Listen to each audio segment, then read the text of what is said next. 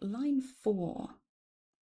I think this is a crucial one because you asked about dispersing. Well, you asked about escaping from an internal conflict, and this line changes to hexagram 6, which is arguing, conflict.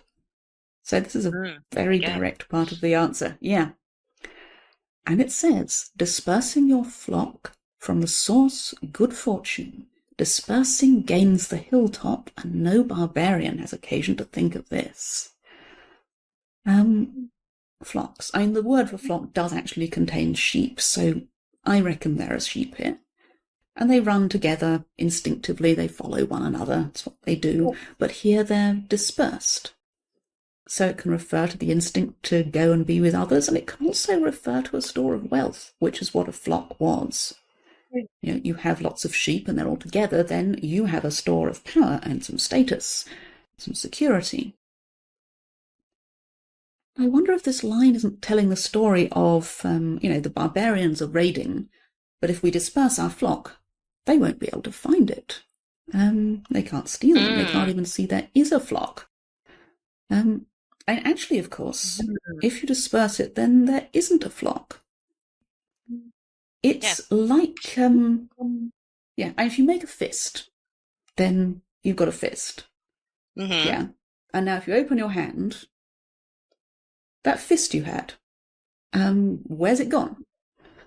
You thought you had one, but now you haven't. And then now, the thing you thought you had was just something you were doing.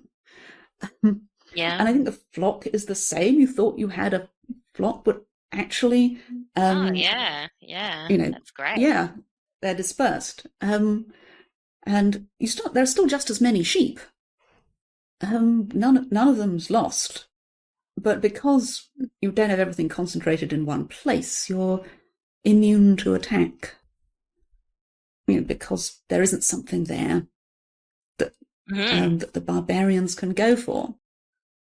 Oh, and the barbarians, they're the Yi, which also translates as wounding or hiding.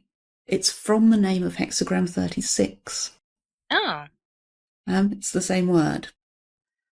So I think this is referring you back to that. It's about escaping the attacks of what wounds your light, of what makes you hide and escape.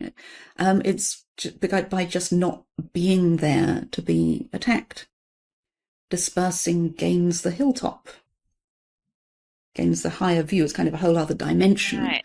And you can imagine the barbarians are running around in the valley saying, if we could just find, if we can just find the where all the defenders are, then we'll know where the flock is, and then we can attack. Well, but there isn't a flock. There isn't there. Oh, it reminds me of Hanging Rock in Australia. It's a imploded volcano, and it has these massive sort of monoliths. And it was where the bushrangers used to go up to look over the valley and pick out whose house that they would steal from, basically.